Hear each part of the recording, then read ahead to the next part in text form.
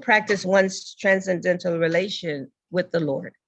And when it is matured, one gets completely free from all material attachment and becomes competent to go back home, back to Godhead. Maharaj Pariksit, being especially attached to the Lord from the beginning of his body in the womb of his mother, was continuously under the shelter of the Lord. And the so-called warning of his death within 7 days from the date of the curse by the Brahmana's son was a boon to him to enable him to prepare himself to go back home, back to Godhead. Since he was always protected by the Lord, he could have avoided the effect of such a curse by the grace of the Lord, but he did not take such undue advantage for nothing. Rather, he made the best use of a bad bargain. For 7 days continuously, he heard Srimad Bhagavatam from the right source, and thus he got shelter at the lotus feet of the Lord by that opportunity. Om Jnana Timirandasya Kanakana Shalakaya Daksha Amalatam Yena Tasmai Shri Gurave Namaha Shri Chaitanya Manovishtam Stapitam Yena Bhutana Vayam Rupam Karamayam Tadati Swapadanti Nama Om Vishnavadaya Krishna Prasad Bhutale Shrimati Bhaktivedanta Swami Iti Namane Namaste Saraswati David Gauravani Pacharane Nirvishesha Sanyavari Pastitya Deshatami Nama Om Vishnupadaya Krishna Prasad Bhutale Shrimati Bhakti Tirtha Swami Namaste Krishna Padaya Prabhupada Shitatmane Shri Gaura Karna Shakti Bhakti Tirtha Shri Krishna Chaitanya Prabhu Nityananda Shri Advaita Kadara Shri Vasudeva Shri Gaura Bhakti Vrinda Hare Krishna Krishna Krishna Hare Hare Rama Rama Rama Hare Vanchakalpatarubhyascha Kripasanjubhya Eva Cha Patitanam Pavanebhyo Vaishnavebhyo Namo Namaha Hare Hare Bol. So thank you very much, everyone that's here. And thank you, Saha, for your consistent service. We definitely appreciate your devotion to the Vaishnavas every day, even though you are a working devotee. You make yourself available. And we definitely miss Kusha also. So just wanted to share that. And I also want to share that whatever I say today, please know this is for my own purification. This is especially for me, whatever I might be saying.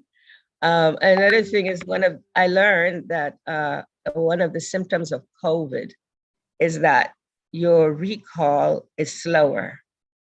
So my recall has been slower anyway. So now that there's COVID, now that there's the residuals of COVID, I'm watching myself as I give classes. This is my first real class after, as I'm recovering from COVID, to see what my recall is going to be like. So this is very interesting for me. Okay, so two things I'd like you to write down that we want to look at in this verse. Because there's so much in this verse. It's packed with philosophy and it's packed with life understanding, how to understand this life and what to do and what not to do. And so I would like you to write down these 3 words, if you can: acceptance. And we'll look at this word in terms of what Srila Prabhupada is sharing with us. Acceptance, practicing the process, practice of the process, and attachment. Yeah, so let's look at those. So we can take the verse off, Prabhu. And as always, I like to engage devotees. So I'm gonna do this again in the mood of what I do. This is what I do in terms of asking devotees to share. I'm not gonna wait till the end of the class, as we would normally do. So the first 2 things that Prabhupada speaks about in this purport brings us immediately to our attention. is material attachment and taking shelter of the lotus feet of the Lord, taking shelter of the Lord. And Prabhupada explains that material attachment means ignorance to understanding transcendental happiness. He's explaining this in the purport. So let's look at material attachment. What does material attachment really mean? And we understand from the Bhagavad Gita that anything that's temporary is related definitely to Krishna's material energy, external energy. And we learn that anything that is eternal is related to Krishna's internal energy. So we have been very fortunate by Srila Prabhupada's kind mercy to be able to understand this from the Bhagavad Gita. And in so many other of Srila Prabhupada's scriptures, so many of his books, so many of the purports in his books bring our awareness to this understanding that material attachment is very temporary. Yet we find ourselves pretty attached materially in many ways. Many people, different degrees of attachments. Sorry, I'm just gonna take a bit of some water. Different degrees of attachments. Prabhupada makes this point, the salient point, that material attachment means ignorance. So a person that is not aware, that does not have transcendental knowledge, it's difficult. It's very difficult for them to not be aware, for them to be aware of transcendental happiness. Very difficult, because transcendental happiness is based on some understanding, some knowledge, at least to know that we're not this body, just that basic principle that we're not this body. And even though it's basic and it's simple, it's so huge, more huge than we can understand in many ways. At least some people can understand, not everyone. Thank you, Bro. Not everyone, some people. I put myself in that category. I don't always understand, that I am not this body. And that's the basis of our teachings. That's the basis of our philosophy.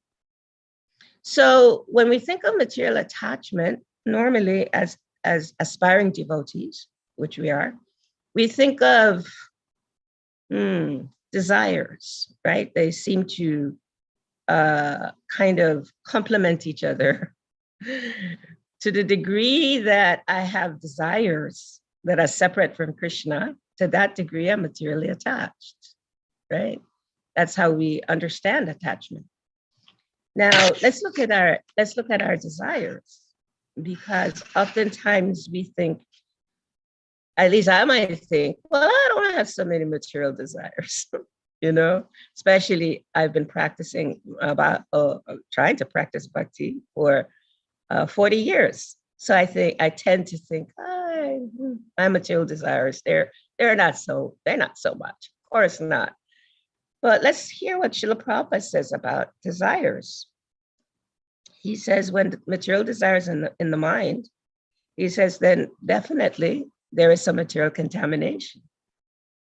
So then how do we understand material desires? What are material desires?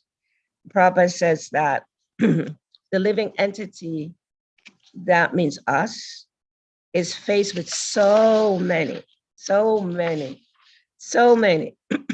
sorry, compatible and incompatible things that discourage the very existence of his spiritual identity.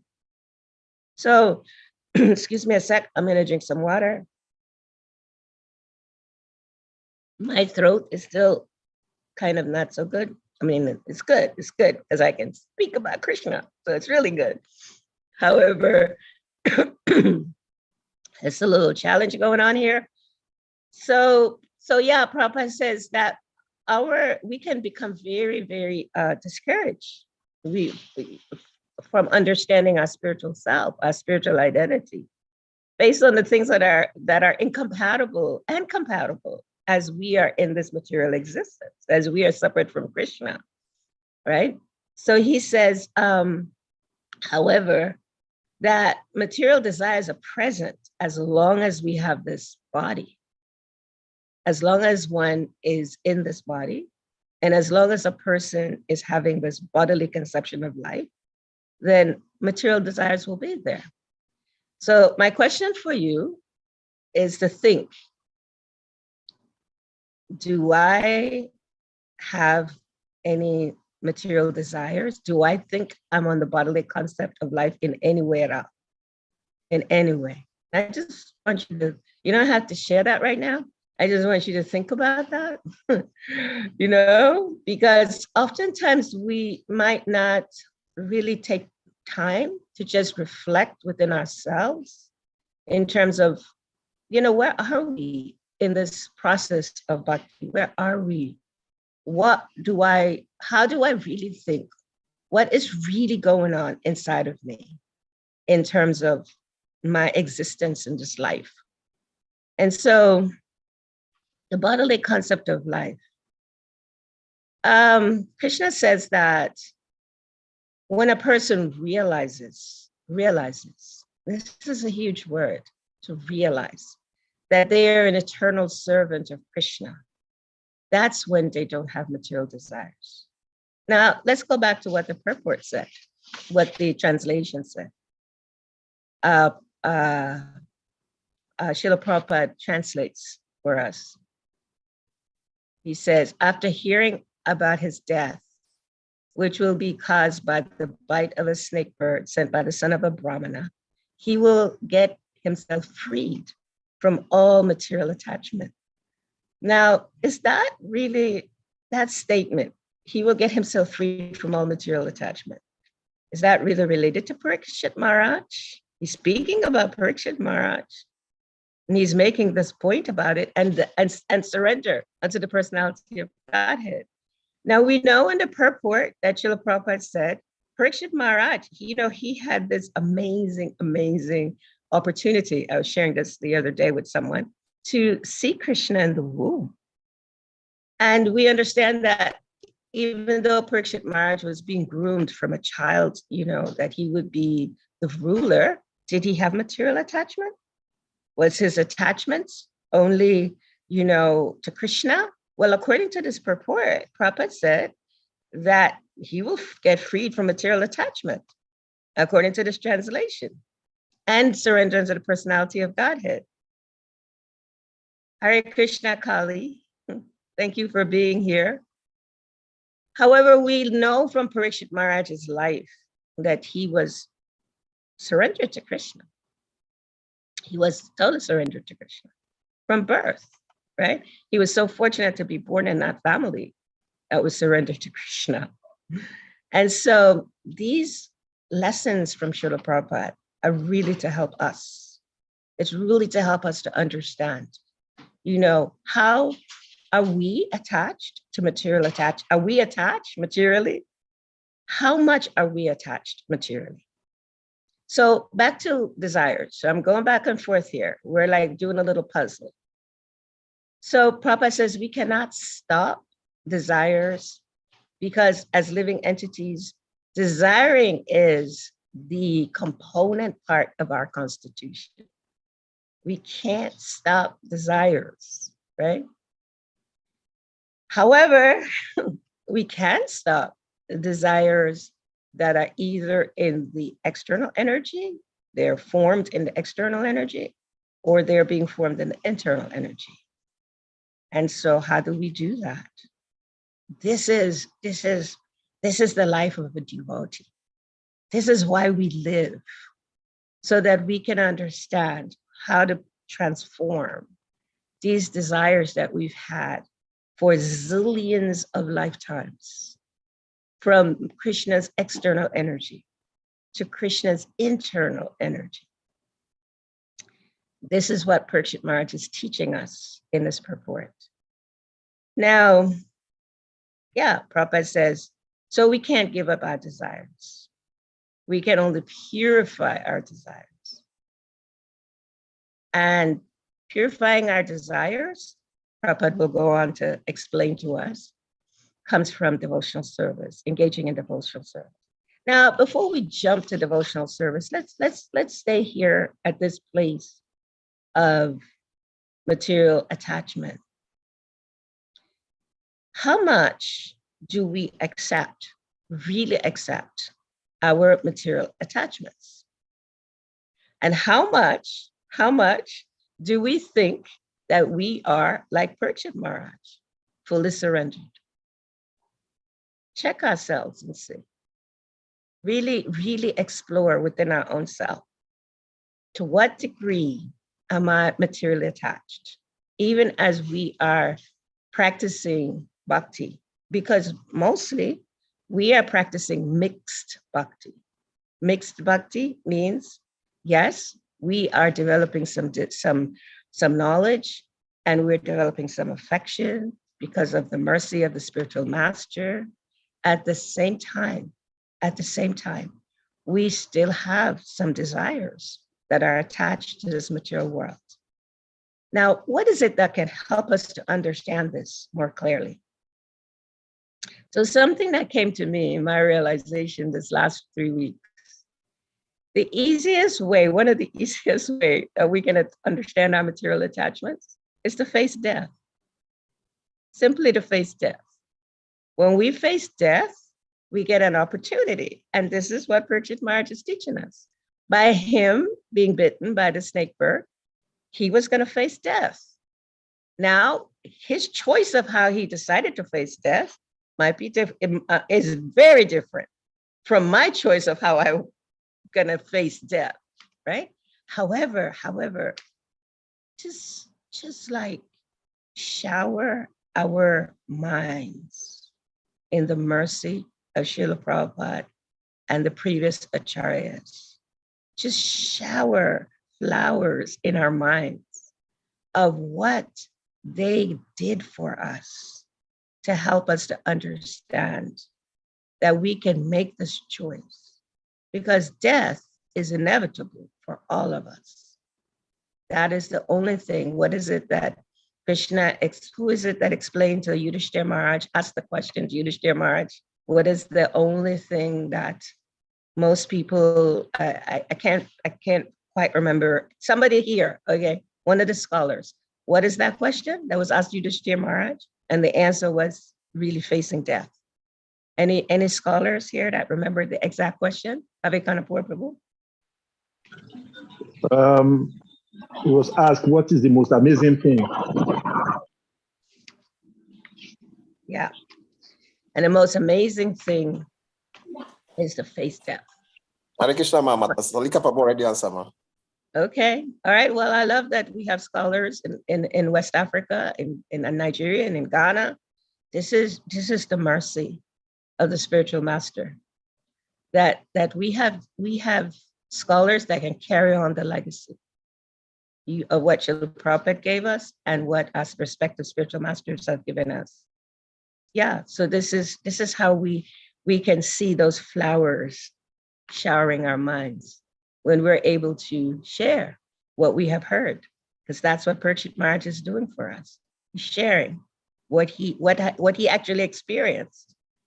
So how do we do this? How do we develop this mood of understanding, accepting where we are materially, and knowing that we are going to be tested at the time of death? Tested means we're going to be able to see how materially attached we are. What can we do now to help prepare us? So we know chanting of the holy names of the Lord. We know hearing the scriptures, because this is Parikshit Maharaj's example to us. He showed us this, that by him just, sitting and hearing from Shukadeva Goswami, that was the perfection. We know that. At the same time, Srila Prabhupada is so kind that he gives us representatives that also can help us in this modern times that we're living in, to hear these pastimes of Parikshit Maharaj and to also imbibe different technologies, different spiritual technologies that can assist us to really enter into this mood of Parikshit Maharaj. And so there's 4 technologies that many of you are very aware of that has been given to us by His Holiness Bhaktitirtha Maharaj. And I want to reflect on these technologies because even though you've heard these technologies over and over and over again, and I sometimes question myself, how am I actually living these technologies? And especially when we're faced with death. So these last 3 weeks, as you know, I was really down with COVID. It was not nice. Actually, it was quite uncomfortable. It is still uncomfortable. At the same time, it was beautiful because I could look at myself and see, whoa, how am I putting some of these things into practice?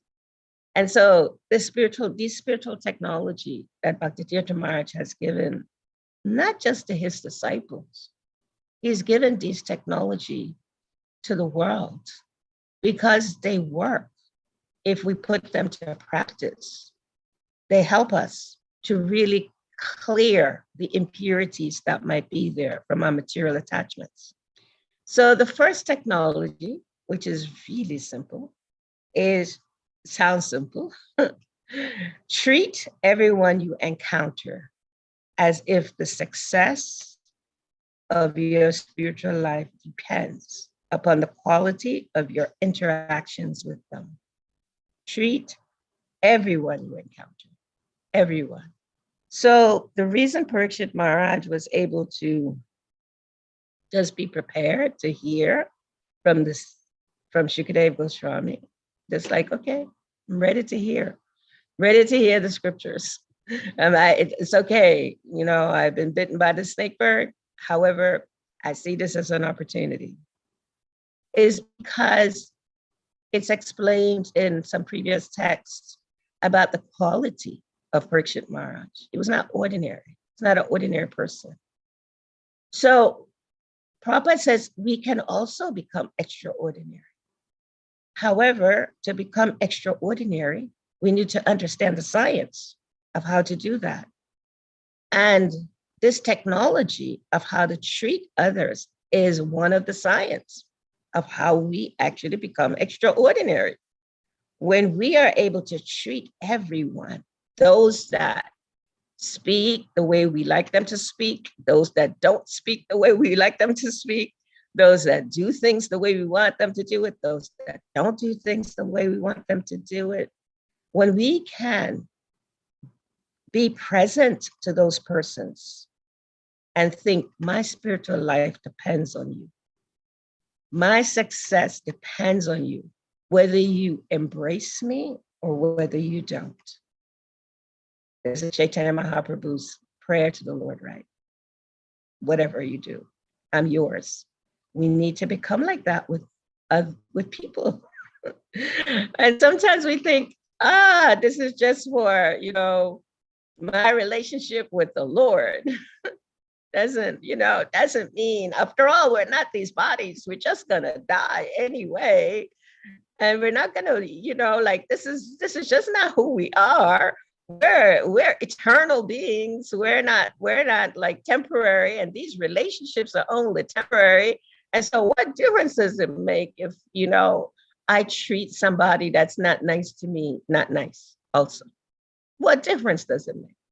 Well, it makes a lot of difference because at the time of death, this is when we face some of these things.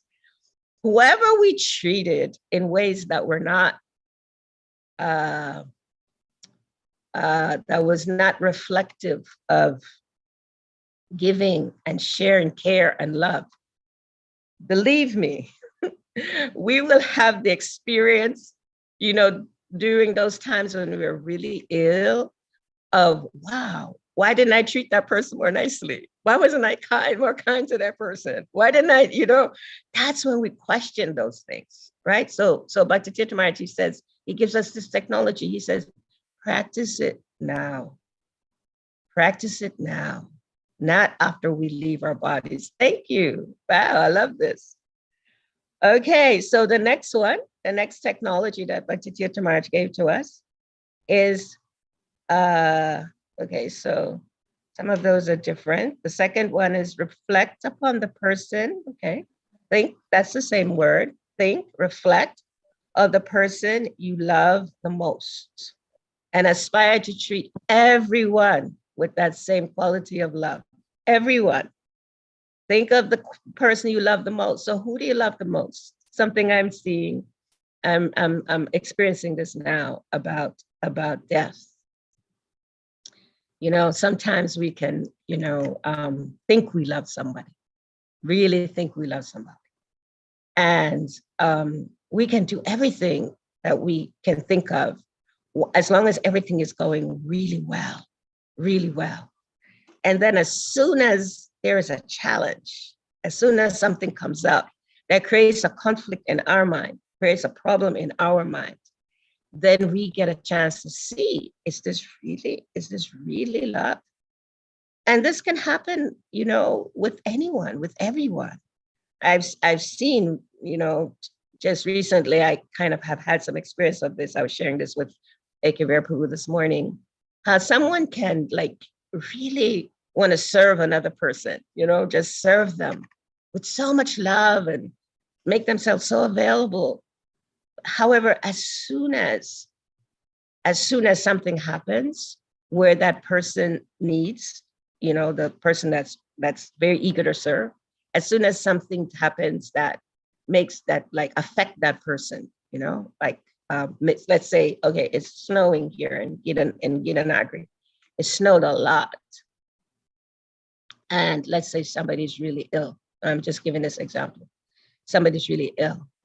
And, you know, that person is asking for people to come see him. Let's say that person wants to see other devotees, but the snow is like, you know, really high. You know, when it snows in America, you can only use certain kind of vehicles, and, you know, because you just can't move in the snow, right? But he's asking for people to come see him. And everybody's thinking, but my vehicle won't go. But it's too cold. But, you know, I can't, I don't think what can I do? I can get that disease that they have, you know? And so at that point, that's when we check ourselves and see, what is my material desire here? What is my material desire? Am I thinking only about myself? Is it the I, me, mine principle that's here when I think about how to extend myself to others? So this is this principle about the Tirtha Maharaj. Think of the person you love the most and aspire to treat everyone with that same quality of love. It sounds simple, but it's really difficult, devotees, really difficult. And unless we start practicing these things now, I tell you, when we're really sick, when we really can't do anything, then that's when you see who really, really loves me, who really care about me, you know? And I saw that with our spiritual master, Bhakti Tirtha Maharaj. I saw when he was leaving his body. You know, he wrote a prayer that says, give me my flowers now. Don't wait until I die. Because he understands, you know, that most people, they're thinking only about themselves. So basically in that little statement, what he's saying, treat me with love now. Don't just wait until I'm dying. Don't wait until I'm dying. And so this quality, again, is the complement, what we learned from the Srimad Bhagavatam, right?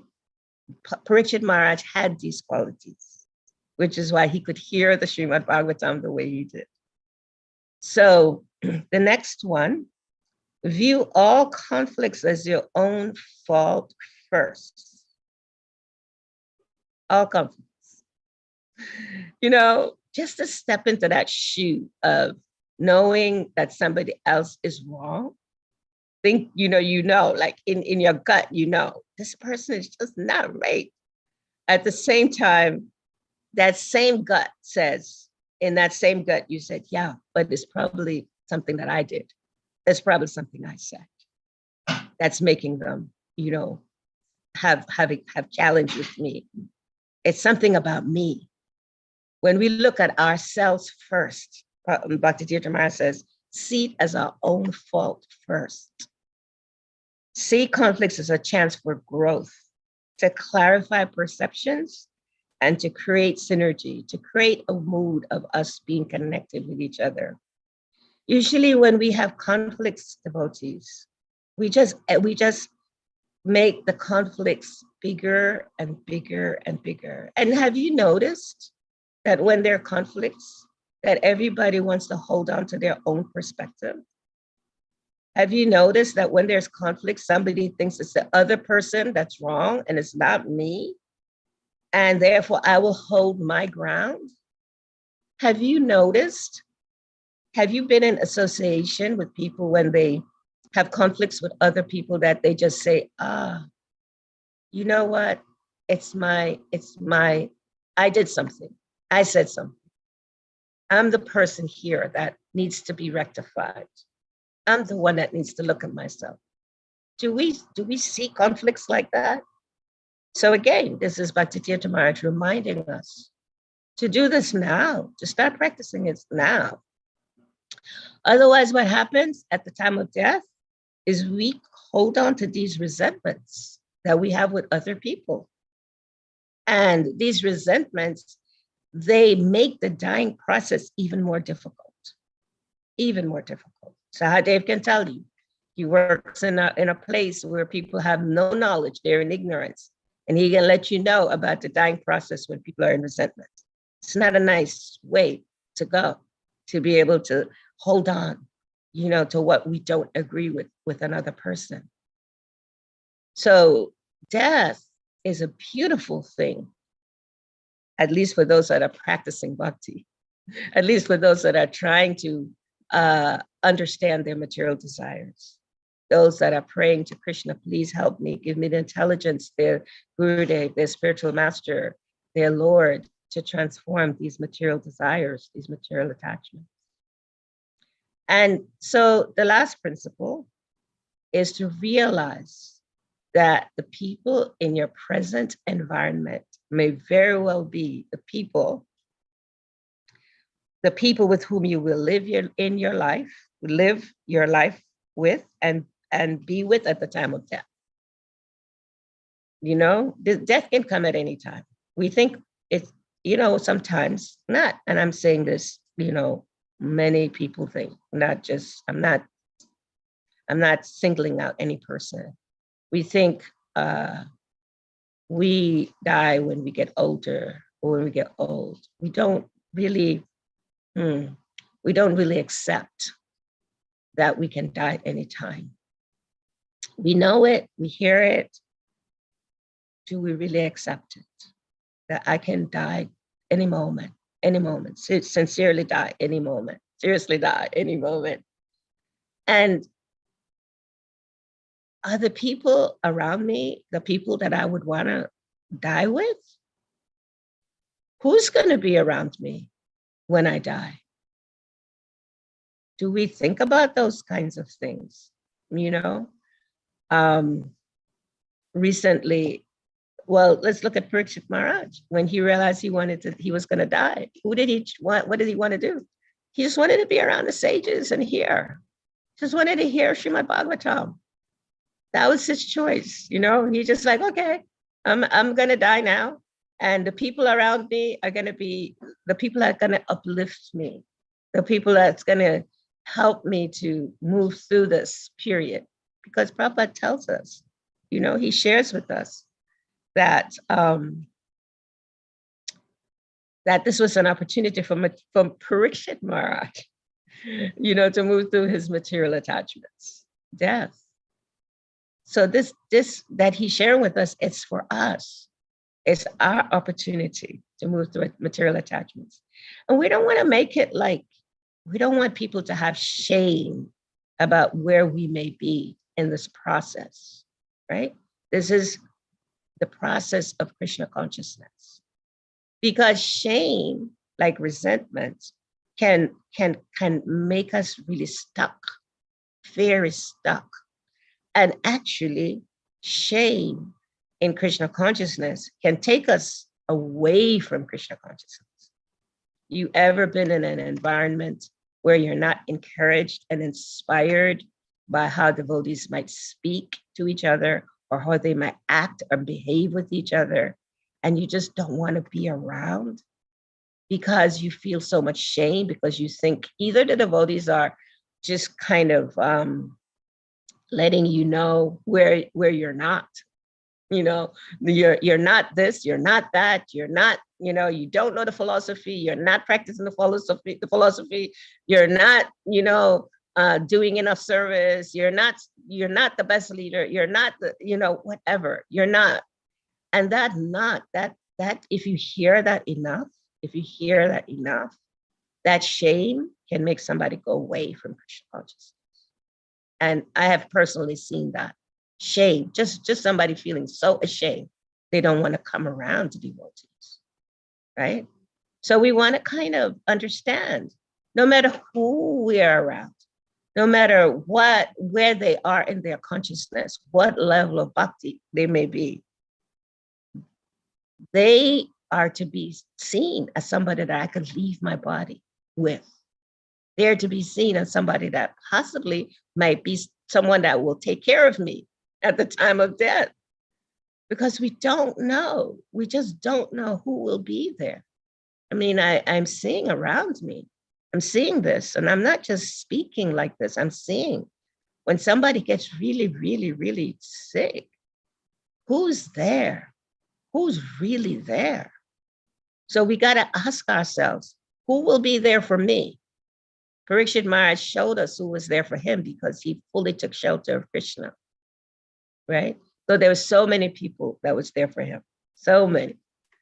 However, we Prabhupada Bhakti Tirtha Maharaj is helping us to understand, if we treat everyone as if our spiritual success depends on it, then it will be very easy to be in an environment where we can accept death and trust that those people around us will be there for us.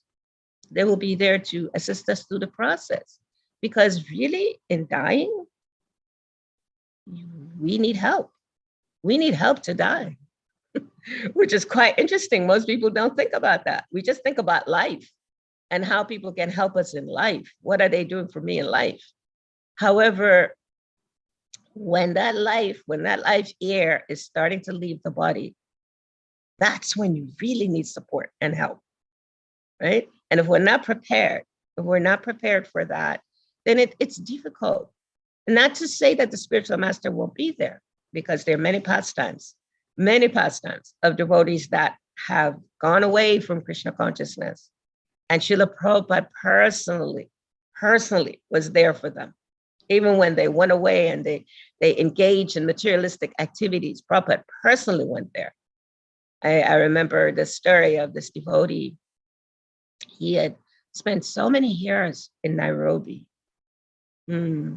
serving Srila Prabhupada. There are many devotees that came to Africa in the very early days of Krishna consciousness. Many African American devotees that actually came to serve. And so this devotee was serving in Nairobi. And, he was a little different. He was a kind of a different devotee, in his mood and the way that he would, I guess, externally express himself. And many people wouldn't understand him. Many people did not really understand him, which is why he chose to go to Africa, where he was more easily understood and accepted. Anyway, when this devotee was leaving his body, he had at that time been a little bit away from the devotees. As I said, shame can make people go away. And we shame each other for all kinds of things based on our bodily conception of life. We shame each other for the colors of our bodies. We shame each other for the way we think we're practicing Krishna consciousness or not practicing Krishna consciousness. We shame each other for the material desires we may have or we don't have. We shame each other all the time in different ways. And we use the philosophy as a weapon, many cases, to shame the devotees. And so this devotee, he was leaving his body, and he had experienced a lot of shame just being in that body that he was in. And I remember his wife sharing that at a point in that dying process, he just raised himself from the bed and said, Bhaktivinoda Thakur, Bhaktivinoda Thakur, you're here. You're here. So I'm sharing that to say, we don't know, you know, who the people that around us are. We don't know. So if we don't practice treating everyone with the same kind of love as the person we love the most, then we are missing out on so much of the sweetness of bhakti.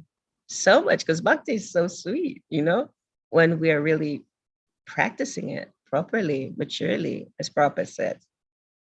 So Prabhupada jumps in this purport, which is quite interesting, from material desires to devotional service, to letting us know what's the process. So the process is devotional service. And we've heard this. I don't want to be preaching to the choir, teaching to the choir, because we know that connection is more important than education. And so the way I want to connect with you about this understanding of devotional service is simply to remember that the way we connect with each other is through this process of hearing. Yes, we chant, which is important. However, when we hear about these great devotees like Parikshit Maharaj, it inspires us. When we hear about Parikshit Maharaj, we learn about trust. We learn about acceptance. We learn about, devotional service is so glorious just to hear. And Srila Prabhupada has given us every opportunity. None of us can say, I can't hear. No, we have so many books that we can read, so many ways that people have made themselves available to help us. So in the CC, and this is just, there's so many philosophical points in this verse. However, I wanted to more so focus on just our living experience of this verse. The Chaitanya Charitamrita, though, it says, if one cherishes pure loving devotion to me, this is to Krishna, thinking of me as, and then here we go into like deep philosophy, as his son, this is relationship with Krishna, his friend, or his beloved, regarding himself as great and considering me as his equal and inferior, I become subordinate to him. Now, this is the qualification for Krishna to be present for us, right? And we see that with Parikshit Maharaj, that he had so much love and affection. He had so much love for Krishna. He just, okay, this is it. Okay, let me take this opportunity to just hear about my Lord, my beloved Lord. Then Krishna says, I become subordinate to such persons. There's another beautiful pastime of this devotee in San Diego that was leaving his body recently.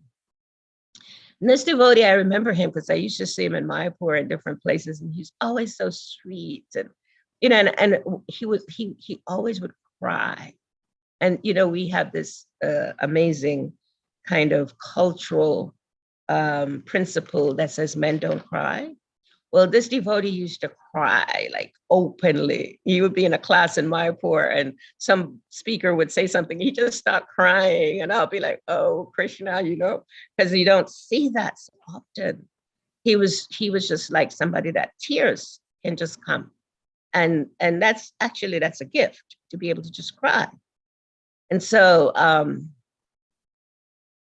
so this devotee was leaving his body, and these devotees from San Diego shared the story with Akira Prabhu and myself. And so he found out that he had, I believe it was cancer, some illness. And the doctors, they wanted to do these treatments. And he said, no, I'm gonna die. This is what I've been waiting for. This is so glorious, And it was amazing because all I could remember of this devotee, how he was always crying. He was always crying, and so we don't know. We don't know who is in our midst. We just don't know. So this devotee, he didn't want to take any treatments. He didn't want to he just wanted to die. He was just like, yeah, I'm ready. It's like somebody saying, I want to take you to the ocean or something. At least for me, that's kind of like, that's how I think of it. Oh, I'm going to the ocean, great. I could put my feet in the sand and feel the water. And he was just like, yeah, I'm ready. I don't want any treatments. I'm ready. Don't you know? I'm going to Krsna. And said devotees were around him. They were like amazed. So we got to come to a place like this. And we got to have that kind of people around us, and we don't know who they are. And if we don't start loving and caring for people around us, we'll never know who they are. We just won't. So these principles that Bhakti Tirtha Maharaj has given to us, they are to help us in life so we can prepare for the inevitable. And devotional service is the way to do it, right? Devotional service. So there are different types of devotional service. And I just want to make one point about devotional service. Recently, His Holiness Bhaktidhira Damodar Maharaj, he engaged me in a service with his disciples. And I was speaking on from the Madhurya Kadambini about there's different showers in the Madhurya Kadambini. And one of them that I was speaking on for his disciples was the fourth obstacle. Because there's obstacles as we practice devotional service. And we need to become aware. It's not, sometimes we think, and I said, this is for my own purification. After 40 years of practicing devotional life, we become a little bit familiar. And we start thinking, oh, I know this. Oh, yeah, I've seen this. And especially in my own case, where I've had the amazing opportunity to serve my spiritual master directly all my years of devotional service, to be in his physical presence, to be able to really, try my best to follow his instructions. When you have these kinds of opportunities in your life, the tendency is to become familiar. The tendency is to kind of think, to think that I'm entitled. I'm entitled for people to think I'm senior. I'm entitled for people to think I know the philosophy. I'm entitled for people to treat me in a certain kind of way. This is normally what happens unfortunately, when we have a close association of great personalities. It doesn't have to be like this. It doesn't. Somehow, if we have material desires, material attachments, it can be like that.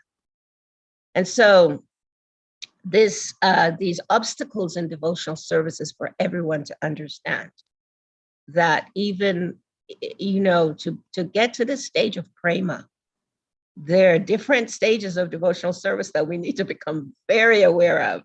And in each stage, almost in each stage, except for the last two, there are material desires, there are material attachments. And so the fact that we've had close association with senior personalities, the fact that we've done service, the fact that we might even be, labeled, senior in many ways, in different capacities, can be easily tested when we look at the showers of nectar from Vishwanath Chakravarti, and we can check ourselves. So this whole verse from Parishit Maharaj is to help us to look at ourselves, to be reflective within our own self, to see where am I really, and to be honest with this. Check our attachment. To what degree am I attached to Krishna? To what degree am I attached to me, my needs, my family, my environment? And we can extend this even to the services that we do. To what degree am I attached to doing these services? Because from doing these services, I get profit, adoration, and distinction. We can check ourselves, and it's important to check ourselves all the time. And the thing about checking ourselves is we got to have some mentors to help us. We got to have people we trust. We got to have people that we can share our hearts. We got to have people that we can grieve with the things that aren't, happening the way we would like them to happen in our spiritual life. We got to mourn that, wow, I would have loved to have this happen. I would have loved this person to understand me. I would have loved to, be in a relationship with someone that, they really would do anything for me. Sometimes that doesn't happen. It's not the way, though, for devotees. That's not the way. It's just not. It's not the way for devotees to be arguing and fighting with each other. It's just, that's because we still have material desires. We still have material attachments. And so this is our unfortunate situation, my unfortunate situation. And so COVID for me was beautiful. Krsna. I'm saying that, and I'm praying. I'm saying that with, I just want you guys to know, I'm saying that with like maybe 70, I want to say 70% honesty. There's definitely 30% that was like, man, that was hell. That was really, it's just really intense. My back still ache, my body still ache. Come on, like this is really intense. At the same time,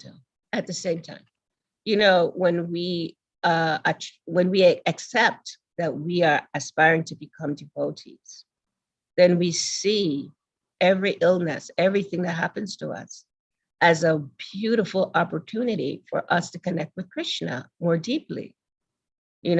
As I shared, this is Parikshit Maharaj. He saw that as an opportunity.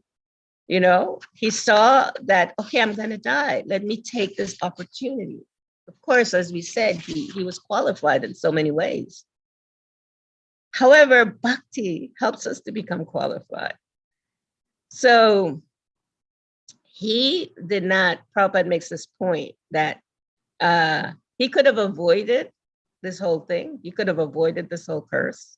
And he could have done something because, he had a relationship with Krishna. He could have prayed to Krishna, Krishna, please, take this curse away, because, I'm the king and, people need me and, I can't go now. And yeah, he could have done all of that. And if he did, Krishna could have had a relationship. He didn't, though. He didn't. He just said, no, okay. All right, this is it. Let me see this as an opportunity. So Prabhupada says that he used this misfortune for a positive spiritual gain, for a positive spiritual gain. And what was the opportunity? That he could hear and chat. He could hear and he could chat. He could hear from, this great authority of speaking the scriptures. And we all need that. We all need somebody in our lives that we can hear from. I don't care how senior you are. I don't care how you're a guru or not a guru.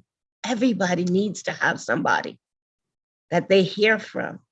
And we could say, well, I hear from the scriptures. I hear from the personalities in the scriptures. This is wonderful. It's also important to have people in our lives that we can reach out to, that we can really trust and say, I know this person will be there for me no matter what. I know this. So my question to you is, how many of you have someone like that? Other than your wife or your husband, how many of you can say, I know that this person will be there for me no matter what, even when I die, when I go in the process of dying and all my stuff start coming out, all my material attachments start coming out. One of the greatest attachments we have is money, our attachment to money. Money comes in many different ways. Money comes in land and this and that and all kinds of ways. And we have our attachment to these things, it's so amazing. I mean, it's so amazing. So amazing, because it brings out how much we don't trust. How much we don't trust each other. And really, when we're dying, we got to learn to trust. Because guess what? He can't do anything. People got to trust the Hare that he's going to give them the right medicine. People got to trust that he's going to move them the right way, because you can move somebody and they could just break. People got to trust. And if we don't practice trusting now, we're not going to be able to trust at the time of death. It's just not going to happen, you know? And death is inevitable for everybody, everyone. So I saw something on the African chat today that was really sweet. Thanks, Kavikanapur. I'll come there. And yeah, it was nice because it reminded me of this theme of us leaving bodies. And so this person, I don't know who this person is. Let's see if I can still find it. But anyway, I don't see it here anymore. But it was some person writing about, that's interesting. Maybe my COVID is just crazy. But anyway, it was about trust and proper conversation about women. So I saw that and I thought, this is really nice because, you know, Prabhupada checked that person. They're laughing and Prabhupada checked that person. And the reason I thought that was interesting that Prabhupada checked that person is because this phenomenon of trust comes up at death. It comes up at death. And at death, you're not man or woman.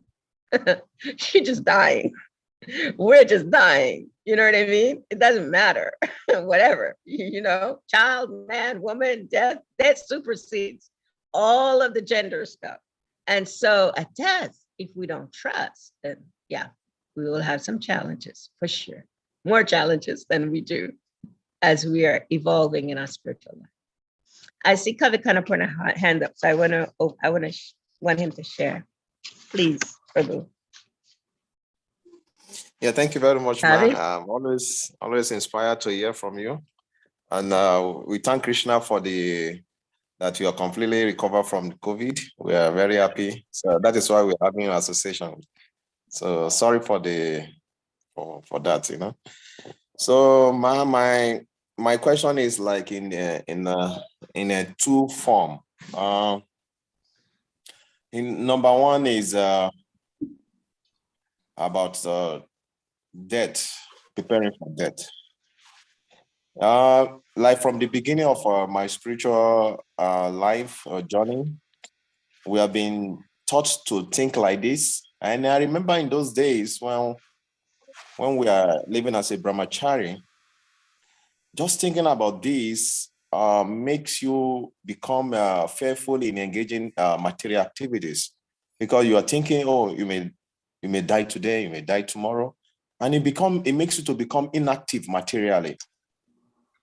And many devotees they find it difficult to strike this balance. Even though while we are thinking like this, how can we balance our life in a way that practically we can think like this, but in other way we act properly in the material world, so that also we don't leave aside some of our responsibilities. That is number one. And then the second one is you talk about trust. We have to trust someone. What about the situation where somebody has a bad karma of being betrayed, you know, and you've tried many times, and you find out that those people you try to get closer to, at the end of the day, they are the people that betray you, and you know, and then you just find it difficult to trust anybody. I'm talking about spiritual environment now, and in that way, you just learn to live your life alone, because at the end of the day, when you are going to die also, whether people are around you or not, the test is going to be your consciousness.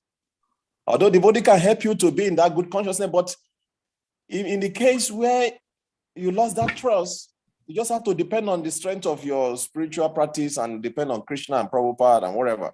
So how can we balance this? These are my two questions, man. Thank you. So thank you so much, Kavi Prabhu. Yeah, those are beautiful questions, because it is true that it is difficult to balance the material and the spiritual. That does require guidance, and it requires practice. And like you said, you got so much very beautiful and helpful guidance by being in the Brahmacharya ashram, because the Brahmacharya ashram is a training ground for us to understand how temporary these bodies are. And so that training is important. So for every devotee that's coming, any new person that's coming to Krishna consciousness, they really do need to have that training of brahmacharya, whether it's a man or a woman, because the training of brahmacharya really is simply to help us to understand the bodily concept of life, and how we can become at least aware of how the bodily concept of life keeps us in this temporary material attachment. And so it's important to have training. It's important really to understand, how once we move from the Brahmacharya ashram to the Grihastha ashram,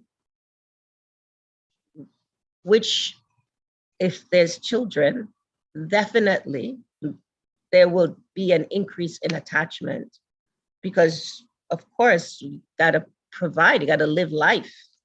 And so how to take, like you mentioned in the second part of your question about consciousness, how to take that consciousness of having that training of what it's like to be a brahmacharya, and not just brahmacharya in terms of the name, but what brahmacharya really means. It really means detachment. And how to bring that into our grihastha life, where we can have that same kind of detachment. However, it's detachment with love. It's detachment with kriti. It's not detachment just because we think that, oh, if I get involved, in a relationship with someone, then that means that I'm no more on the level of marriage pariksha. Usually that's what we think when we're in the brahmacharya training. Oh, I'm like gonna be like Marriage Parikshit, or I am like Marriage Parikshit, right? We think like that. And this is called spiritual suicide, because ultimately most people can't stay in the brahmacharya ashram, and they will take on grihastha life. So there's a training in both. So Mother Krishna Nandini, one of the things that she used to do in the grihastha ashram for devotees that were aspiring to be grihasthas, she would let them come and live with her and her husband for at least a week to see what grihastha ashram is like. And they wouldn't change their behavior as grihasthas. They would just be who they are so people can see. So in each situation, in each ashram, which is the reason we have the ashrams, the training is, as you said, to help our consciousness. That is the benefit, no matter what the ashram is that we're in. So now, the next question that you mentioned about people. So personalism is one of the big principles that is that American devotees are facing right now. They're focusing more on personalism, because in America, devotees are realizing how impersonal we have been in the practice, in our practice of bhakti, and trying to practice bhakti. So personalism means caring about people, whether they are kind to us or not. I personally experienced that, with someone that is difficult. We do have difficult people. And I watch my consciousness when we communicate. And even though I can hear one voice wanting to say, just, forget it, forget this person, don't ever talk to this person, there's another voice that says, how can I extend myself in care, with care and with love to this person, even though they may be speaking like this or doing like this or behaving like this? How can I do that? And I'm always challenged with those two voices. And I always know, I always go, when I'm in that space, there's always this middle voice that says, what would your guru do? What would your guru do in this situation? And I always know, my Guru Maharaj, he always chose to go the higher route. You know, Michelle Obama, he says, when they go low, we go high. So that was my Guru Maharaj. He always, I've seen him over and over and over again. You know, people criticize him, people that appeared to be close to him just spoke nonsense about him. But he always took it higher, always. I've never seen him speak in a way of like, this person is just such a nonsense and, just label people and call them names. I never seen him do that. And I was with him. He would always, even to the time when he was leaving his body, I remember personally going to him and asking him, you know, there's this person has been speaking about you in this way. You know, we know we're going to meet this person, disciples later. What do we do? How do we deal with this? And he told me personally, he said, that person is doing the best that they can. And I want you to always show love and care to that person, as well as that person's disciples. And you know, the interesting thing about that is that I did have an opportunity to be in an environment with many of that person's disciples.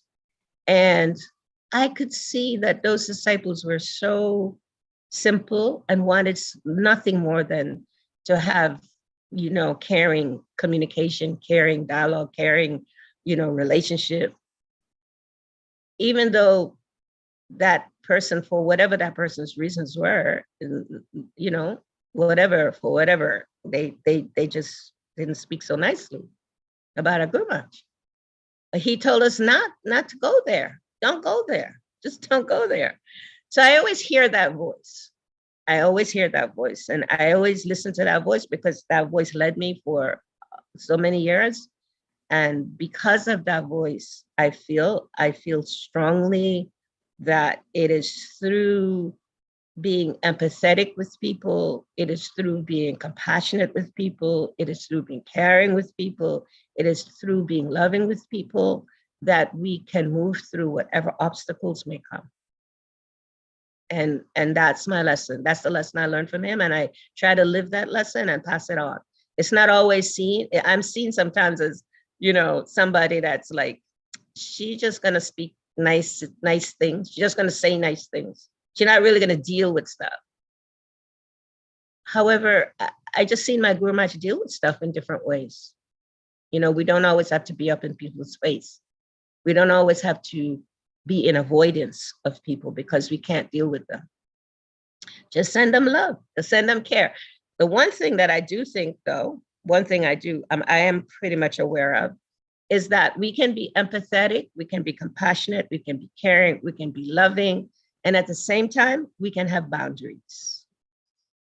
We can have boundaries, and we need to learn about boundaries. We need to learn. You know, it doesn't mean, though, that we hold resentments and anger and grudges, and those are all like not nice friends. They're not nice friends. So I see. I hope that's helpful, Kavi Prabhu. Thank you very much, Ma. Thank you, Ma. I really appreciate it. Thank you very much, Ma. Thank you. And I see George have something he wants to share. Yeah, I just want to thank you very much. But I have two questions. The first one has to do with to treat everybody with the same quality as whom you love most.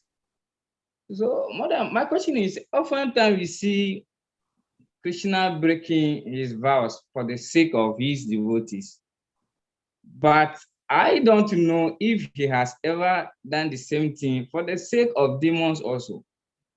So, treating everyone with the same quality of whom you love the most. Is that not? Is it quite easy for you the condition? So that's my first question. I'll answer your first question and I'll take your second question. You're right. It's not easy. And Krishna does. He liberates the demons. He actually, shows us how much he cares about the demons. And when you read some of these pastimes, you hear, these guys, these demons, they do all kinds of crazy things. And then Krishna gives them liberation, So Krishna, he when you think of Lord Indra, I mean, he does all kinds of things, all kinds of, just testing Krishna all the time. And somehow Krishna always reciprocates, in ways that ultimately his care and his love comes through. It doesn't mean that sometimes Krishna doesn't, do things that, to teach lessons that he does, that he's just like, oh, he's just this person that, he doesn't fight. No, he fights, but he tells us he fights for sport. He wants to sport. He wants to have fun. So he sometimes arranges that these demons will be who they are and do what they are just so he can have fun with them. So I hear that that question, and I agree with you that those of us, like myself, that are conditioned, it's not easy to come to that level of just, caring about people when they may be acting demoniac. And it's true. And I experienced that a lot. I experienced that less now than I did before, when I was more actively involved, in different environments. Yeah, it's not easy. It's much easier for us to say, forget it. I just don't want to deal with this person. I don't have to deal with this person. Forget it. What is this person doing for me anyway? It's much easier, to just think about ourselves and go into our own cave. Yeah, much easier to do that. However, I'm really grateful that before I die, I'm learning and I'm getting tested with this, and I'm seeing that, oh, you're finally getting this. That the people that are the most difficult for me are the people that I try to send the most love to, the most kindness to, the most compassion to. Because, they're hurting in some way from something, maybe childhood, maybe they've been shamed so much in their life. There's so many things. People are affected in so many ways today. And I say this over and over again. People are challenged mentally, very much.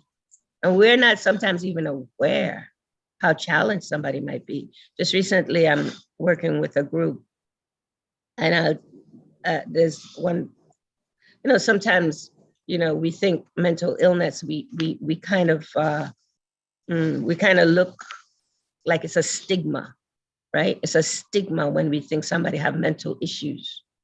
But sometimes, some people, so like kids, like sometimes kids get beaten, when they're young. And sometimes parents, used to beat kids in their heads. And that can cause some damage in the brain. Someone can fall, or anything can happen. I think about kids because this happened in some cultures with kids a lot. You just think the kids are just like, just beat them in the head. They don't realize that can create some damage in the head of the child. And then as a child grows up, they start expressing certain behaviors that are not acceptable.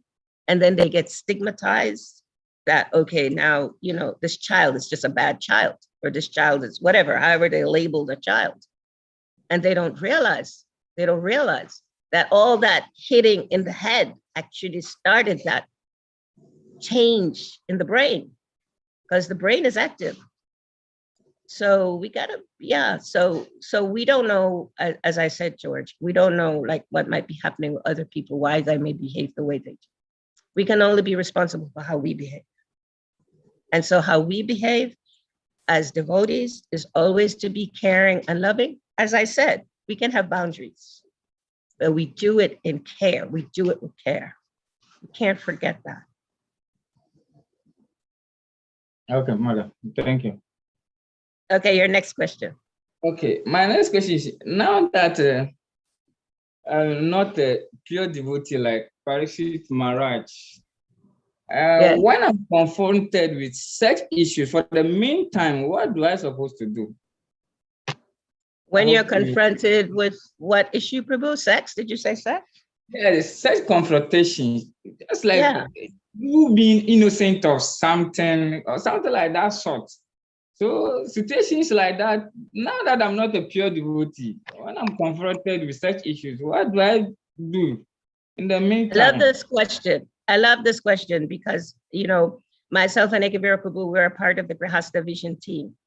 And these are some of the questions. I love your vulnerability. No, Madam Raj, he did it. Madam Raj. Yeah? Madam Raj. Yes. He did not say sex. Oh, okay. No, he said such. Yes.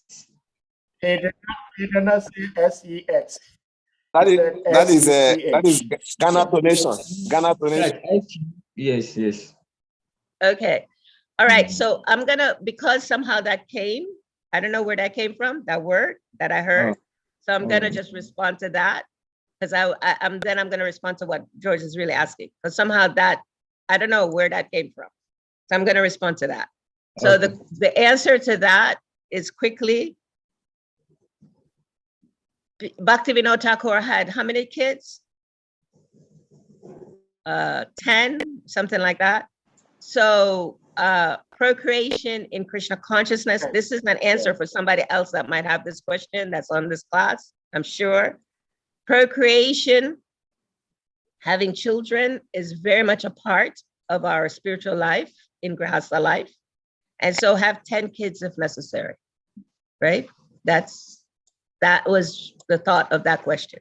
Now, let me properly hear your question, Dr. George. Thank you. Okay. What I'm saying, now that I am not a pure devotee like Parikshit Maharaj,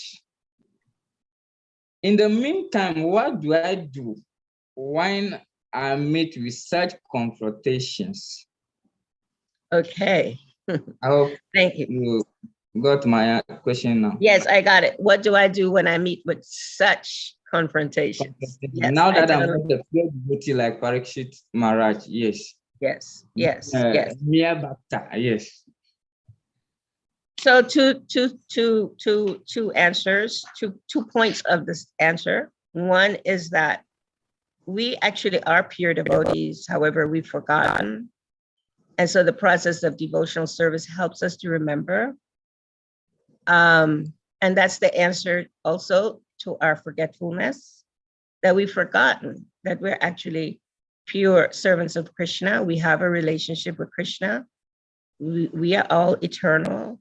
We're simply in a kind of a daze, we're like, our famous word, we're an illusion.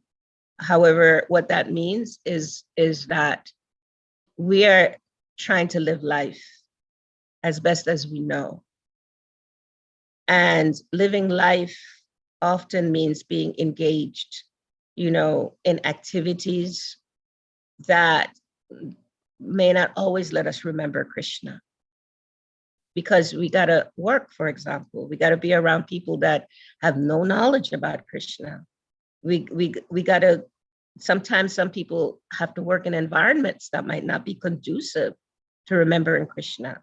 There's still devotees that, have to work in some factories and, some places where people even kill animals and things like that, just, to support their families, So all of these things are there that makes it not so easy to remember Krishna and to remember who we are, eternally connected to Krishna.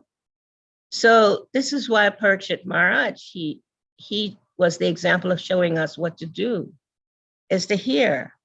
And as we hear the scriptures, as you are getting ready to make a commitment to your spiritual master, who I have so much respect for, so much, and you are getting ready to, become deeper in your hearing, and your spiritual master will guide you in that way, then you will start remembering more and more and more. And all of us, I'm also like that.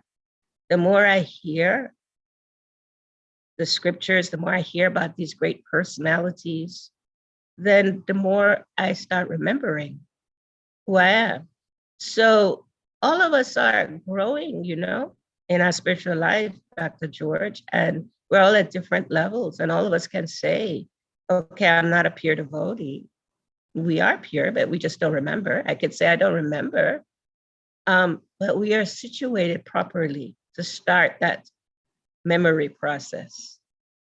And so you are getting ready to engage in a kind of like a marriage. You're getting ready to have the most important marriage is to be committed to your spiritual master. And by that commitment with your spiritual master, that will help you to have that awareness more and more and more and more, that, oh, I am, a Kaherd boy or whatever. I don't want to sound like a Sahaja, but, more and more, when we read the scriptures, we start remembering what our relationship is with Krishna. And that's the service of the spiritual master, is to help you remember that. The service of the spiritual master is not, to let you just do things for profit, adoration, and distinction. Get involved in big projects and, just, show. It's not to make a show.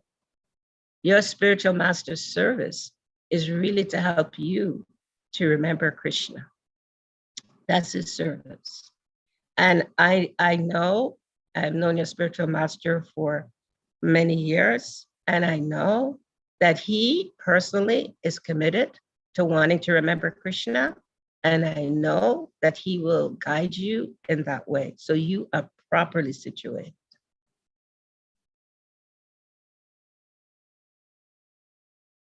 Is that okay?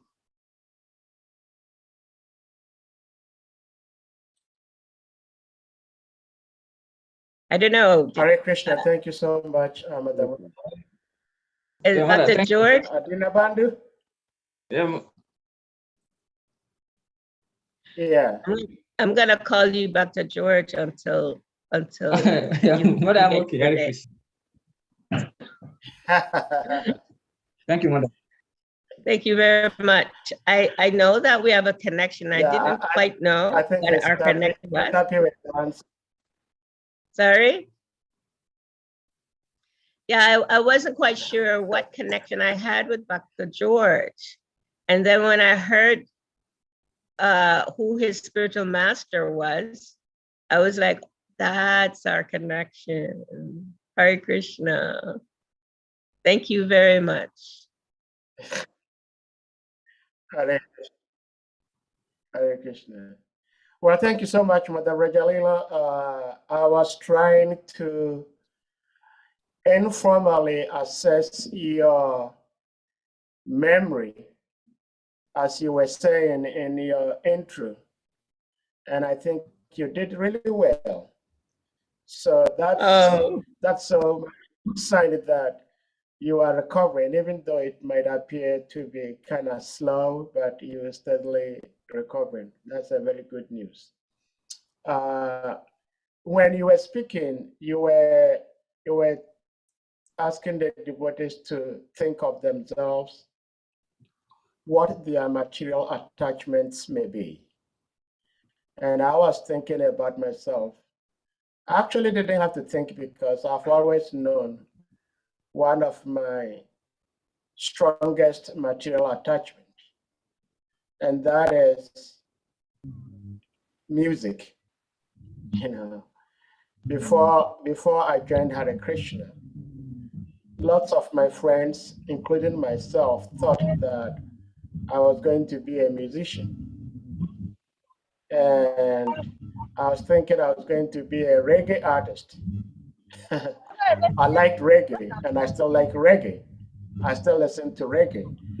And I oftentimes think to myself, what is the link between what I'm listening to and Krishna? I don't see the link, but yet I just can't give it up. So from time to time, I listen to reggae. And when I listen to the translation of the verse you discussed today, it kind of gave me some sort of solace that, well, after all, I'm not too bad if I try to serve Krishna alongside this attachment I have, because Hare Krishna, the mother. translation of the verse or the text Forgive me, says, I didn't come. he, that is marriage Parikshit, will get himself freed from all material attachment and surrender unto the person taking shelter of him. Come with your peppermint. So that to me tells that even though marriage, who is this? I think two people are speaking. Marriage Parikshit might have some sort of material attachment. Yeah. Even though marriage Parikshit might have some sort of material attachment, but because of his attachment to Krishna, ultimately Krishna will help him to get himself freed of the other material attachments and finally surrender fully to Krishna. So I don't know if, alongside with my attachment to mundane music, if I also try to attach myself to Krishna, I may be considered to free myself completely of all this material attachment when I'm about to die. This is my question. Hare Krishna. Yeah, there's a point that Prabhupada makes in this purport that says, one may stay in his position of life. It does not matter what it is.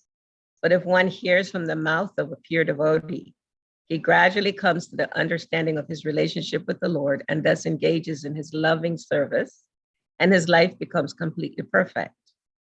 So one may stay in the position of life. So the position of life for you right now is that you are, as you said, attached to, music. Nothing, Krishna, original sound is a musical sound, right? Oh, so music is very much a part of bhakti. We can say, well, what are the words of the songs that I'm hearing, that I'm listening to? Are they reminding me of Krishna's external energy, or are they reminding me of Krishna's internal energy? So I know for a fact that there's some artists, like let's say the Bob Marley, that definitely reminded people of how to be kind and how to develop awareness, about the atrocities of this life, of being in a bodily concept of life. So we could say like that, we could check ourselves like that at this. And also I can say there are many, many, many, many, many devotees, and I knew a few of them personally, that had deep attachment to music. And what they did was, as they took shelter, as you said, the more they took shelter of Krishna, the more that desire for music is transformed to music that can remind them of Krishna. I remember, this is a personal story. So I remember there's a person in my life that was very attached to music. And at that time, early days of devotional service, that devotee once told our Guru Maharaj, Bhaktitirtha Swami, that the devotee was actually a professional musician coming to Krishna consciousness. And And so he had that attachment. And so he told Bhakti Maharaj that he wanted to go and do a concert and use the money, bring the money back for, thank you, George Prabhu, and bring the money back to help us, because at that time we really had no money. It was the beginning of our Krishna conscious life in America with our Guru Maharaj. And we had a restaurant, however, it wasn't bringing in so much money. So he approached Bhakti Maharaj about that. And so Bhakti Maharaj told him, our Guru Maharaj said, no, you don't go out there. Don't do it. Because even though we don't have money, Krishna will send us money, and there's no need. You're just going to really fulfill that desire you have, back to our desires, right? And so, but that devotee, the desire was very strong, really strong. So I remember that devotee went for a day or something and came back, because that devotee decided not to. They left, they did go, but then they decided not to do the concert, not to do whatever it was, and came back. And I remember so clearly that devotee, once they came back, they just did their best to become absorbed in music with Krishna. And they became really expert at mridanga playing, really expert at singing, really expert at harmonium, really expert. And then they got tested again with that desire. I remember that. And then then the devotee did go back and play, that music. But then that devotee again, after having that challenge and staying out for some time doing that, came back stronger in devotion. So the thing about these obstacles that we may have is sometimes, when we face them, they actually can make us stronger in our devotional life, because we get to see like, what do you get from it? It's like zeros, right? You ultimately get zeros, because that devotee did go back, because that desire was very strong. And however, because they had knowledge, they could understand. Ultimately, the taste is a zero. It's a zero. So they came back to devotional life, and now that devotee is very strong, very, very, very strong in music for Krishna, everything for Krishna. I mean, maybe not everything, because they're still in the process, but much more than I ever saw before. So, yeah, as you're offering it to Krishna, the transformation will happen. That's what I've seen. Absolute transformation will happen for all of us. The question is, how long? And that's on us. Yeah, I think, Kavi, you had something?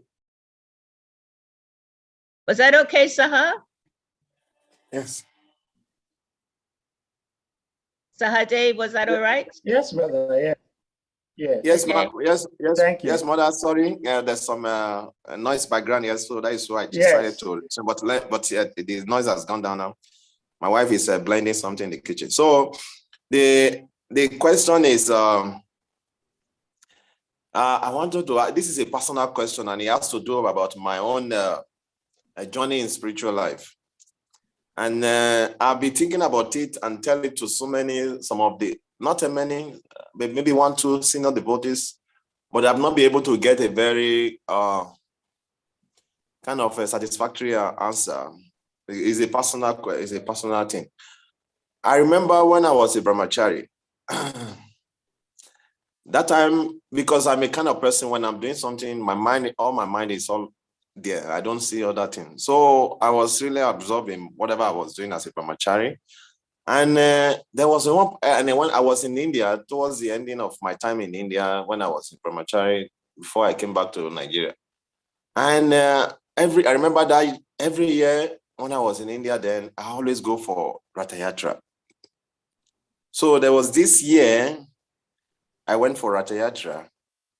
And as I was in the midst of those crowd, of those beautiful Ratayatra in Puri, and you will see different people or different devotees in different emotion. And where I was standing, I saw this particular devotee with a very deep emotion, and he was crying.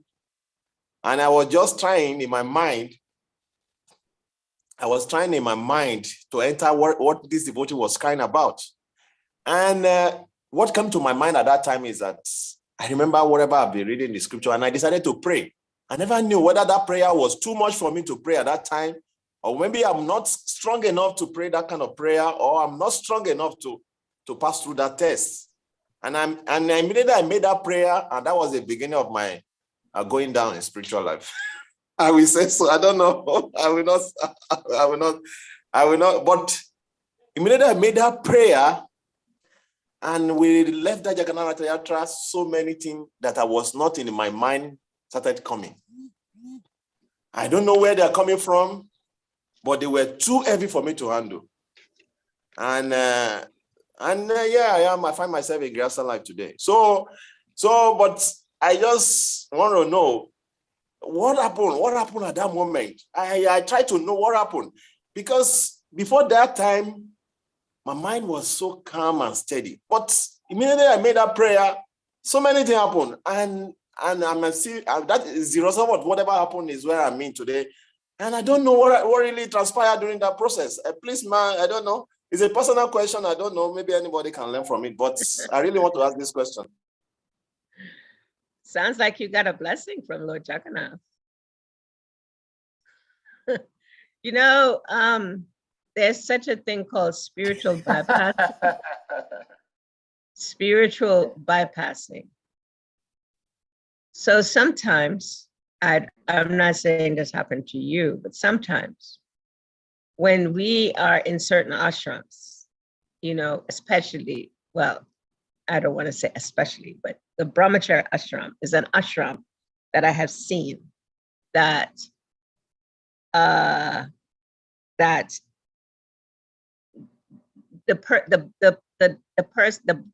practitioners in that ashram can often be engaged in spiritual bypassing, meaning that they're often thinking that they are on a platform where they're not.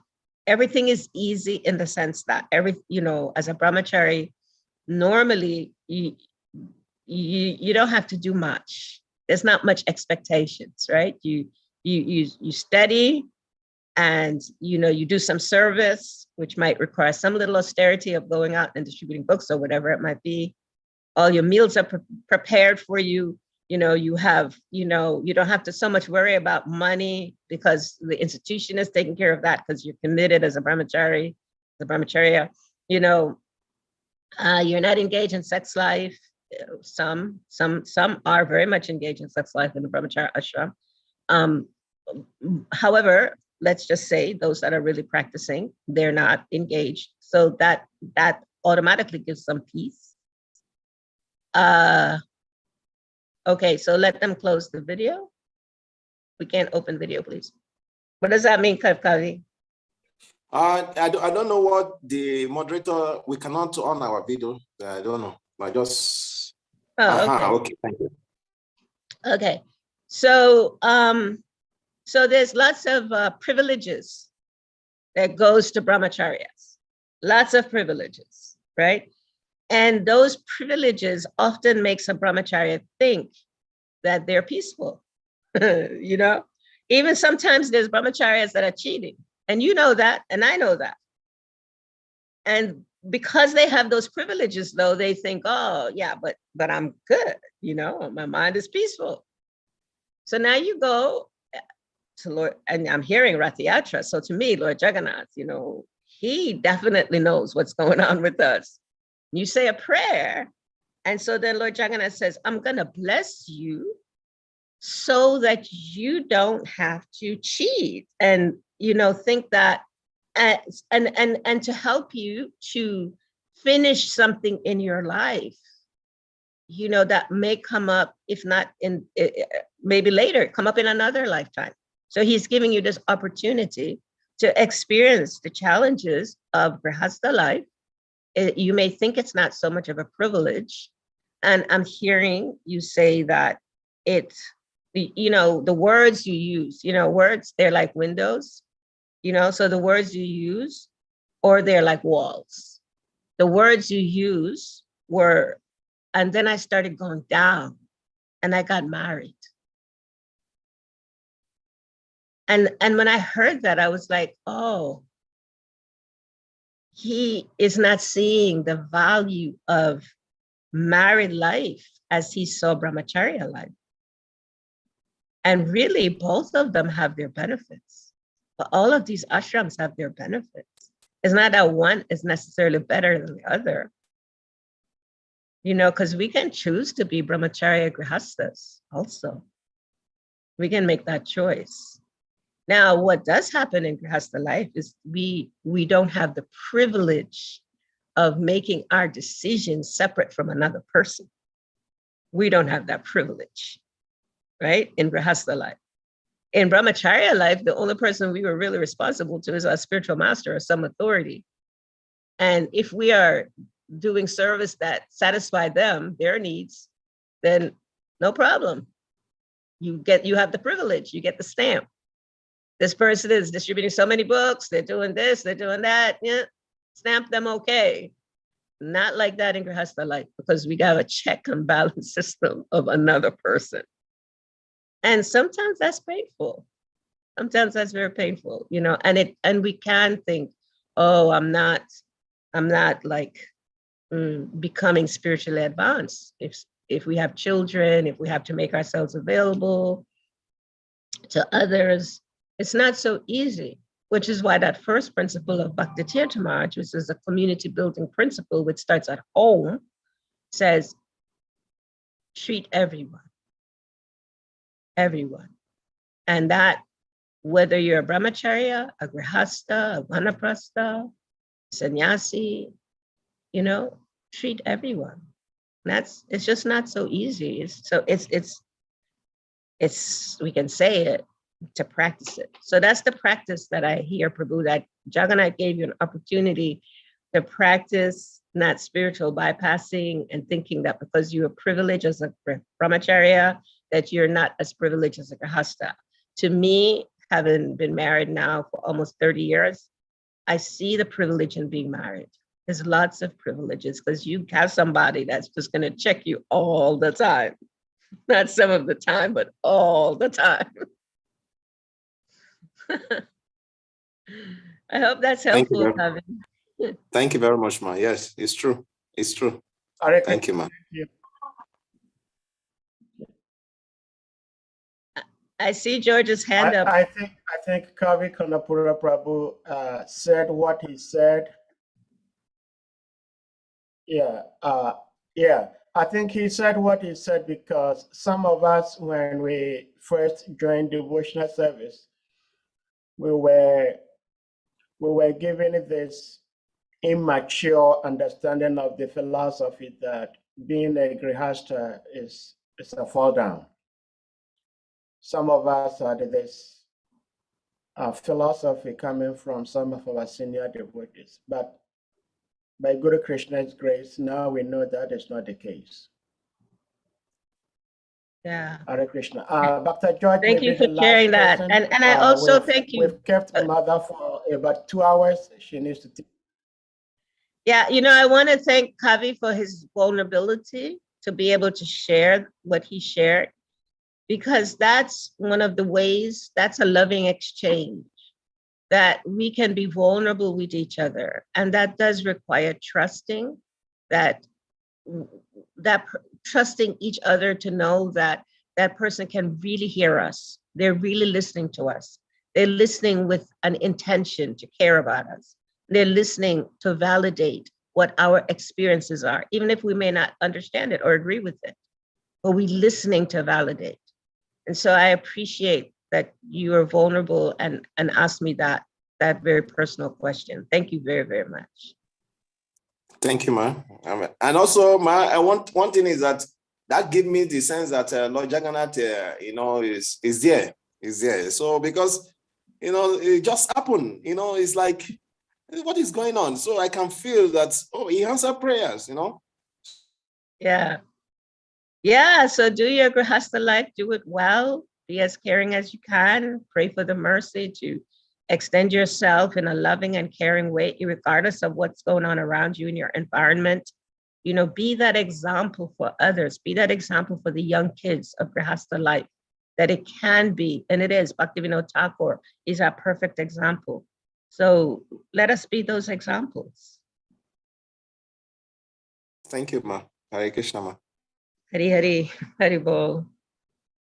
Sahadev Prabhu, I see Mitravinda and George. So what do you want to do?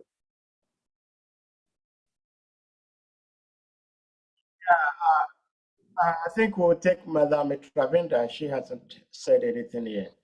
So, Okay, and I also, Travinda, you may unmute and speak.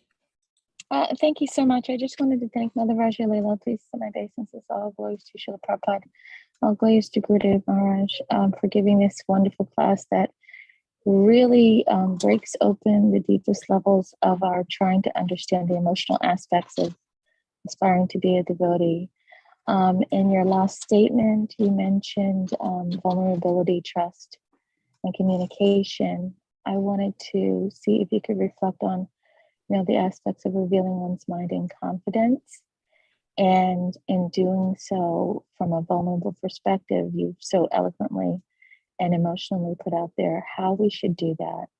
But sometimes the rules seem to outweigh the aspect that we are also emotional beings in our interactions with one another. Yeah. Thank you for that question, Mitravinda.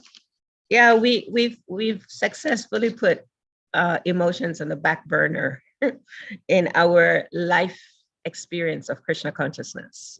We've successfully done that in our institution. And now we are having to undo that. We're having to now bring forward to the devotees that, look, we're living life, and in life, we do have emotions. And even in the Shikshamrita, we hear that there are 4 areas that we need to concern ourselves with, because if we don't, then we are going to move away from our society.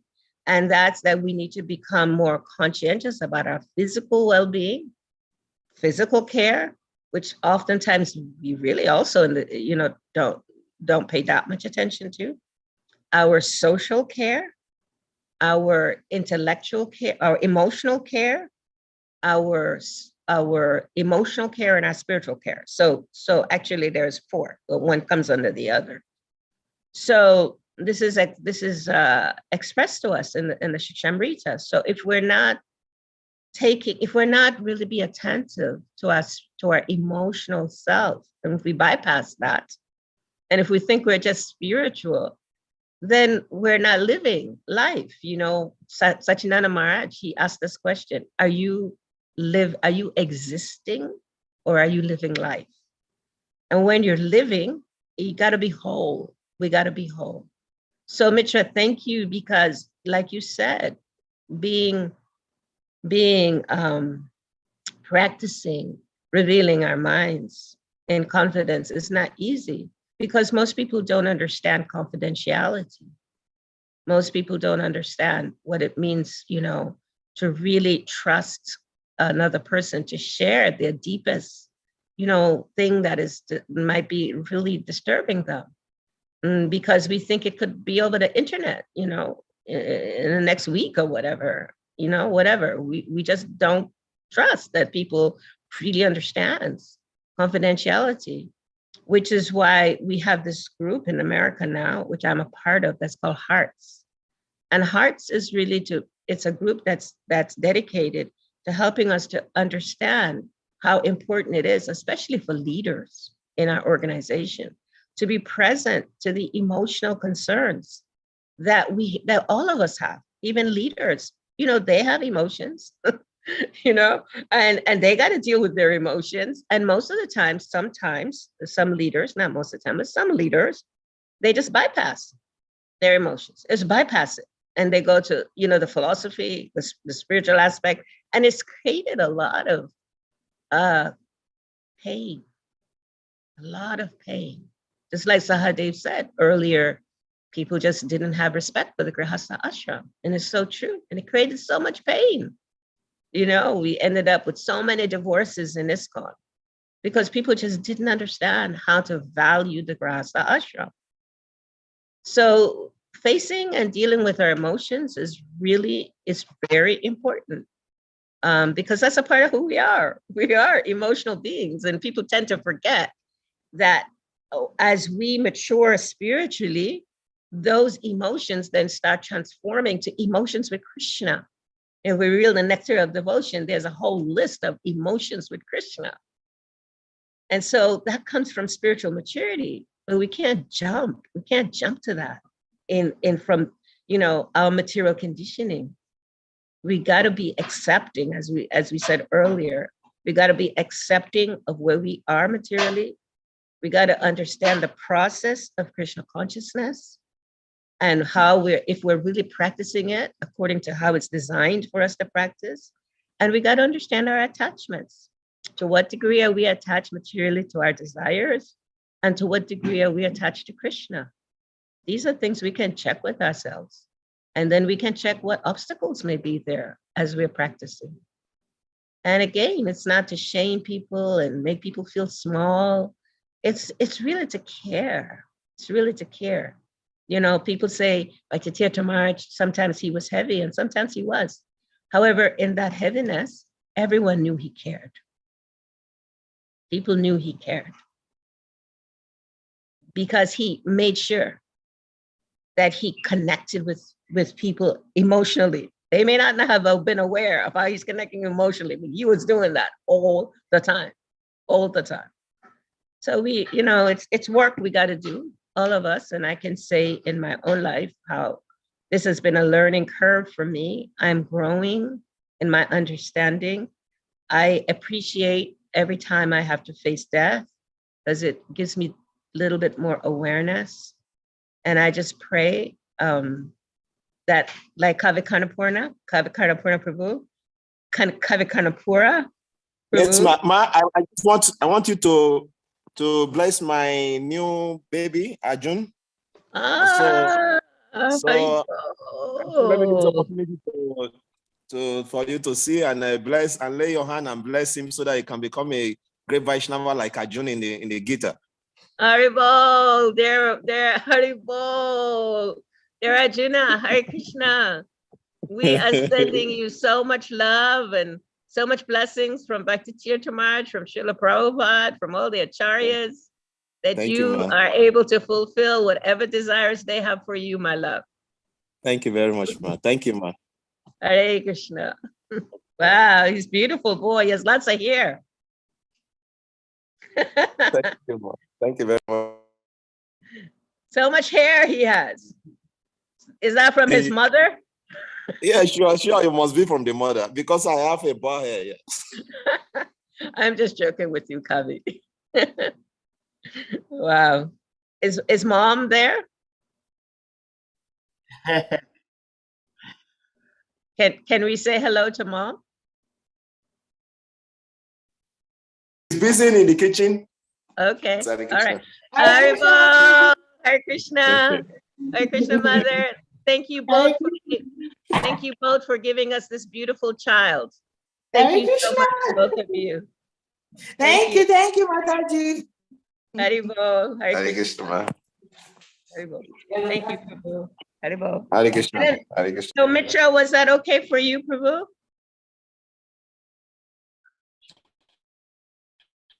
I don't know, is Mitra still with us? Oh, yes, it was wonderful. Thank you so much. I'm really happy. Me? She's no more here. There's something going on with your mic. To say that Oh yeah, she's here. I wanted to say that it was I wanted to say that it was really wonderful, Mata, your insight. Can you hear me? Yeah, I can hear you now. Yes, we can hear you. Thank you. Can you hear Thank me? you for your kind encouragement. Thank you very much. Can you hear me now?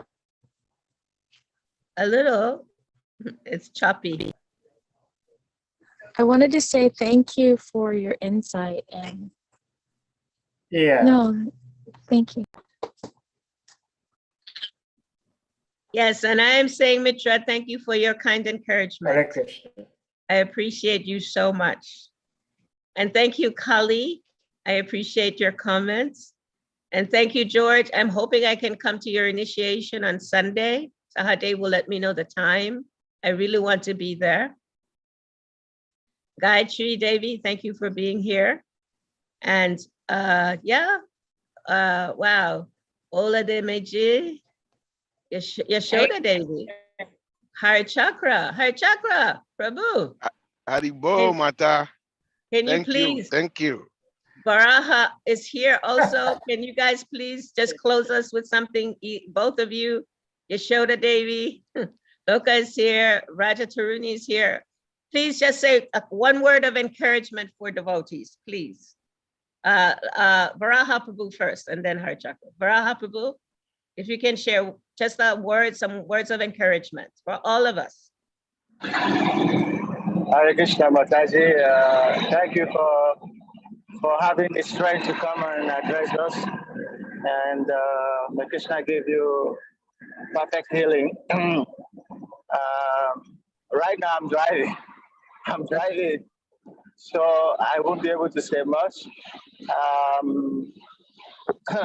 Yes, those three words you said we should meditate on: acceptance, the process of devotional service, and the third one, what is it?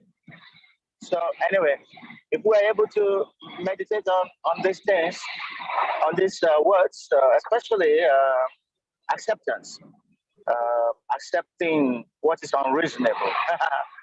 That is part of what I teach in my relationship seminar. Learning to accept the whole, even if the part mortifies us. So sometimes we love something, and then we say, but only this side I don't like. But actually, we have to learn that in life, if you accept something, then you should be ready to accept the whole, even if some part of it is not very palatable. So this acceptance philosophy and detachment can, if we keep that in mind, it can really help us a lot in our growth in devotional service. Thank you very much for sharing your realization about the four principles of devotion, community building or living together in the community. It's very wonderful, your realizations on this point. So thank you very much, Mataji. I cannot speak much because I'm driving. Hare Krishna. Hare Krishna Varaha Prabhu. Thank you very much. Thank you for your words of wisdom. Hare Krishna. Thank you so much. Hare Chakra Prabhu, really quickly, please share with us, for all of us, some words of encouragement. Thank you, Mata. You are always a good example for us to follow. So like entreating all the devotees to just look up to you.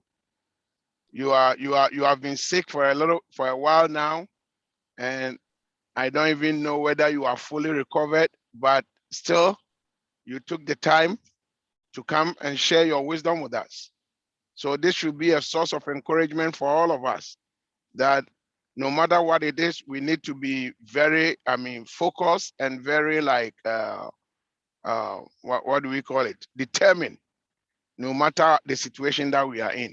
So we thank you very much for the example that you are showing. And I entreat all the devotees to look up to this as example of yours, that even though you are health-wise, you are not like all that healthy, still you take this opportunity to still share with us whatever you have.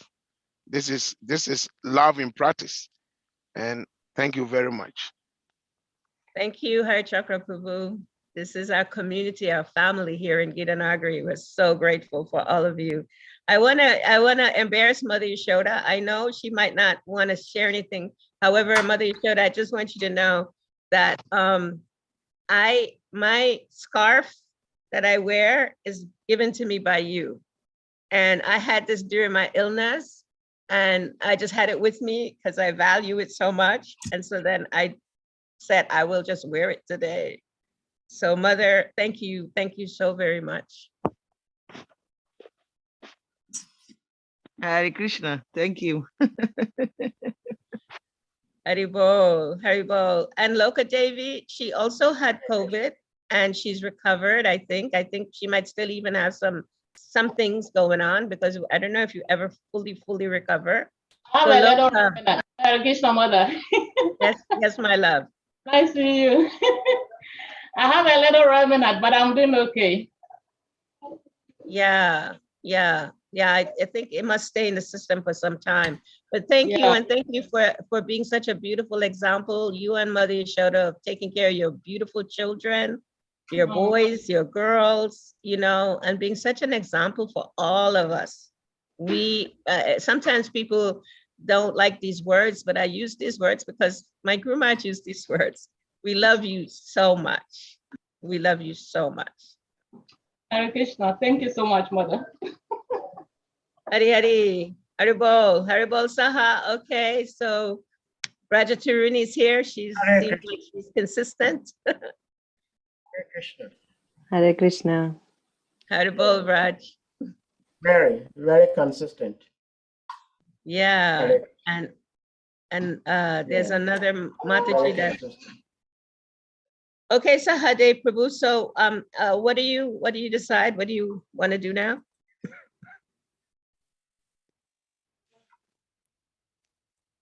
Well, at this point, we ask all the devotees to unmute themselves, and then we chant a big Hare Krishna Mahamantra to express our appreciation for Mother's presence here, for speaking to us, sharing with us her wisdom and wisdom scripture.